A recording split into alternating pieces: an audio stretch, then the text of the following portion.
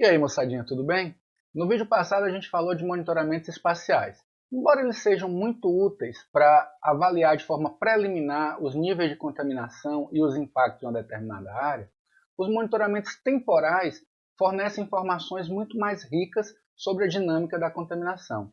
É exatamente sobre isso que nós vamos discutir no vídeo de hoje. Meu nome é Ítalo Braga, sou professor da Unifesp vinculado ao Instituto do Mar e esse é um canal de Química Ambiental.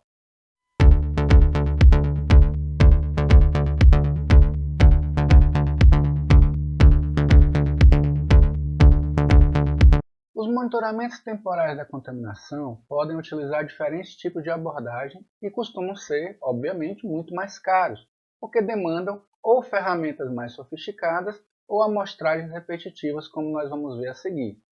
Por esse motivo, são poucos os dados disponíveis na literatura científica sobre séries temporais da contaminação. Isso é uma pena, uma vez que essas informações são extremamente úteis para orientar políticas públicas que possam resolver ou minimizar o problema. Entre as abordagens mais comuns usadas na avaliação temporal da contaminação, nós temos o monitoramento periódico, ou seja, repetitivo de um mesmo ponto, ao longo de um dado tempo. Nós temos o emprego de testemunhos sedimentares e nós temos também o uso de razões diagnósticas. Essas estratégias, juntas ou separadas, podem ser usadas para que a gente possa estabelecer tendências temporais. Essas tendências, por sua vez, costumam ser muito importantes, porque projetando a evolução da contaminação ao longo do tempo passado, pode-se ter uma ideia estimativa de como ela poderá evoluir no futuro. Esse tipo de abordagem é muito usado, por exemplo, nos cenários de aquecimento global, muito frequentemente divulgados nos dias de hoje. Um outro aspecto importante ligado à avaliação temporal é que normalmente, por uma questão de custo, ela vai empregar grades amostrais menores, visto que, uma vez que é necessária a repetição ou fatiamento de uma determinada amostra em várias, isso eleva substancialmente os custos da amostragem. Aqui nós temos um exemplo de um monitoramento repetitivo realizado ao longo de 2 amostragens na região litorânea da cidade de Lima, no Peru. Aqui nós temos a ocorrência de tributio-estânio e seus derivados em zonas portuárias e em zonas com um tipo mais restrito de navegação. Observem que, devido à repetição da amostragem entre os anos de 2009 e 2012, foi possível verificar que os níveis de contaminação na zona portuária diminuíram, ao passo que os níveis da contaminação nas zonas onde haviam marinas e embarcações de menor porte aumentou. Percebam que a simples repetição de uma única amostragem nesse estudo permite, por exemplo, orientar um gestor ou um tomador de decisão a mudar totalmente a sua abordagem para minimizar o problema. Abaixo nós temos o gráfico dos efeitos biológicos relacionados a essa contaminação observados para organismos dos mesmos locais. Um dado interessante aqui é que os níveis nessa região passaram a aumentar depois que uma nova marina se instalou a partir do ano de 2010. Isso demonstra claramente que a influência da marina instalada nesse local, liberando substâncias químicas para a área, resultou numa elevação da contaminação na região. Um outro exemplo, também usando tributio-estânio e derivados, é esse estudo que nós realizamos na Baía de Todos os Santos entre os anos de 2010 e 2012. E nós podemos perceber variações temporais ao longo desse curto período de tempo com relação a essa contaminação. Idealmente, esse tipo de estudo deveria ser repetido para que se pudesse construir uma série temporal. Embora seja bastante elucidativo, observar as variações das concentrações ao longo dos 2 anos de intervalo de amostragem, se fosse possível termos uma série amostral envolvendo 5, 6, 8, 10 amostragens, certamente poderíamos tirar conclusões muito mais precisas a respeito da evolução da contaminação nessa importante área. Aqui nós temos um claro exemplo de uma aplicação do monitoramento temporal para tomada de decisão. Esses dados eles mostram as concentrações de DDT, um praguicida organoclorado, em leite materno de pessoas na Suécia. Notem que por volta de 1960 e 70, antes do banimento do DDT, as concentrações desse composto no leite materno eram relativamente altas. Com o passar dos anos e após a implementação do banimento, verificou-se que os níveis começaram a reduzir gradativamente. Isso é um exemplo interessante porque nos mostra que após uma tomada de decisão, ou seja, propor e executar o banimento do DDT, é necessário que os monitoramentos temporais ocorram para permitir avaliar se a política pública implementada surtiu efeito. Nesse caso, felizmente, nós temos aqui um efeito positivo da política pública adotada. Quando se usa organismos vivos em monitoramentos temporais, é muito importante ter atenção a alguns fatores que podem gerar vieses interpretativos nesse monitoramento biológico. Por exemplo, se eu realizo coletas anuais de um determinado organismo para tentar entender uma determinada resposta biológica a um contaminante, é importante ter em mente que essas respostas elas podem simplesmente sofrer variações ao longo das estações do ano. Os organismos eles têm ciclos hormonais que regulam as suas respostas biológicas, mesmo a contaminantes. Também, o uso de organismos de tamanho diferentes ou de localidades diferentes pode enviesar os resultados. Esse estudo, publicado por Rosato em 2018, mostra exatamente os riscos de utilizar organismos vivos no monitoramento da contaminação. Em resumo, o uso de organismos em monitoramentos temporais é sempre interessante, mas ele precisa ser muito cauteloso com esses parâmetros que podem alterar os resultados e criar dificuldades substanciais para a interpretação dos resultados. Uma outra abordagem, além dos monitoramentos repetitivos, no caso de monitoramentos químicos, é o uso de razões diagnósticas. De novo, vou usar um exemplo aqui do tributilstânio. Veja bem, algumas moléculas, após atingir o ambiente, elas sofrem processos de degradação, que podem ser mediados sobretudo pela ação da luz, fotodegradação, ou de organismos vivos como bactérias, no caso, biodegradação. Após o início da degradação dessas substâncias químicas, eles vão originar compostos que nós chamamos de metabólitos ou produtos de degradação. Então, se numa abordagem química você mede simultaneamente a concentração do composto parental, ou seja, daquele que efetivamente é lançado no ambiente, e de seus produtos de degradação, você pode estabelecer relações que permitem entender se o aporte da substância parental foi recente ou remoto. Aqui eu apresento uma fórmula de um índice chamado Butyl Degradation Index. Ele é um índice utilizado para estimar a degradação do TBT no ambiente e, consequentemente, se seus aportes são recentes ou antigos.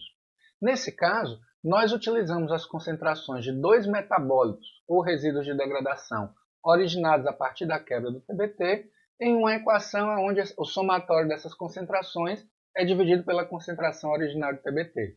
Essa abordagem, embora seja resultante da análise de uma única amostra, ela permite que a gente possa inferir, óbvio com algum grau de incerteza, sobre o tempo que transcorreu desde que aquele composto foi aportado. Lembrando que esse tipo de abordagem só pode ser realizada quando não existem fontes alternativas dos metabólitos ou resíduos de degradação. Por quê? Porque se esses metabólitos ou resíduos de degradação são aportados no ambiente junto com o composto parental, isso certamente vai afetar a minha razão diagnóstica.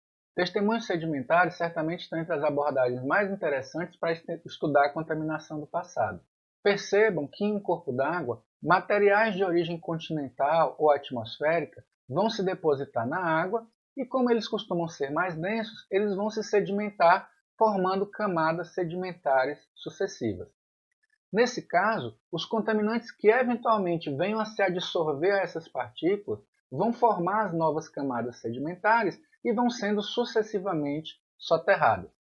Como nessas camadas mais profundas a disponibilidade de oxigênio e, consequentemente, de microbiota é baixa, além disso, também a luz raramente atinge essas camadas mais profundas, que a maioria das moléculas depositadas ali tendem a ser preservadas por um grande tempo. Isso acontece, sobretudo, porque esses fatores que mediam o processo de biodegradação não atingem essas moléculas. Pensando nesse comportamento, se a gente conseguir analisar camadas mais profundas, podemos ter uma retrospectiva do que foi aportado no passado nesse corpo d'água. Esse tipo de abordagem normalmente emprega o uso de testemunhos sedimentares, como os que eu vou mostrar a seguir. Embora pareça complexo, a coleta de testemunhos sedimentares é uma abordagem relativamente simples de se realizar, desde que se disponha dos equipamentos e instrumentos necessários. Como vocês podem ver nessa animação, eu mostrei um dos tipos de dispositivo frequentemente usado, chamado VibraCore, que é um dispositivo sob a forma de um tubo que é cravado no fundo submarino permitindo recolher de forma a não perturbar as diferentes camadas sedimentares. Dentro desse dispositivo, há um tubo de PVC, uma vez cravado nos sedimentos, permite recolher as amostras sem inverter a posição das camadas. Isso é fundamental para que os estudos possam ser realizados de forma mais adequada. Além do VibraCore, existem dispositivos chamados Piston Core que atuam por gravidade. Como vocês podem ver aí, o tubo é cravado de forma relativamente rápida no sedimento, forma-se um vácuo dentro da estrutura e depois ela é içada de volta à embarcação. Uma vez que essas amostras chegam na embarcação, normalmente esses tubos que armazenam o sedimento costumam ser congelados, para que os sedimentos possam ser preservados na posição original em que se encontravam nas camadas sedimentares. Após o congelamento dos testemunhos, normalmente já em laboratório, eles são divididos ao meio, como a gente pode ver aqui, normalmente utilizando uma serra com lâmina descontaminada, de modo que as amostras podem ser acessadas. Um aspecto interessante a se levar em consideração é que a camada superior desse testemunho representa os sedimentos que se depositaram de forma mais recente, ao passo que a camada do fundo representará os sedimentos mais antigos. Sendo assim, é possível fatiar esse testemunho, uma vez congelado, em diferentes camadas, permitindo que possam ser recolhidas amostras destinadas a diferentes análises. Além dos contaminantes, uma análise importante a se fazer nesses testemunhos datados é a análise de datação. Normalmente, os procedimentos de datação utilizam radioisótopos como o chumbo 210 e o césio 137, de modo que, com base no tempo de decaimento desses isótopos, é possível estimar quando essa camada de sedimento sofreu deposição. Sendo assim, é possível, ao final do estudo, obter-se paralelamente a data da camada e a concentração da contaminação. Isso permite a reconstrução histórica em gráficos como esse. Esse estudo foi realizado lá na Ásia, com o tributilstânio e seus derivados, e mediu as concentrações com o passar dos anos. Notem que nos anos 30, 40, 50 e meados dos anos 60, os níveis pareciam não sofrer nenhum tipo de alteração. Como nós sabemos, o início do uso desse composto ocorreu na década de 60 e se intensificou a partir da década de 1980. Então, como nós podemos ver, a partir de 1970, o tributilstânio, assim como seus produtos de degradação, sofreram um aumento nas suas concentrações nas diferentes camadas sedimentares, coerentes com a sua história. Perceba, então, que com base nesse tipo de abordagem, pode-se fazer uma reconstrução histórica da contaminação, e, além disso, é possível prever o futuro através de estimativas matemáticas. Aqui um outro exemplo de testemunho datado, esse realizado aqui no Brasil, para o elemento químico ferro. Esse estudo foi realizado considerando a presença de uma planta de produção de aço em uma região do litoral brasileiro, notou as concentrações aumentaram ligeiramente e, na medida em que a atuação da planta se intensificava, os níveis de ferro no sedimento tenderam a se intensificar de forma paralela. Interessantemente, após a implementação de medidas restritivas à atividade dessa indústria, os níveis começaram a sofrer alteração e mostraram uma queda relativa nos anos mais recentes.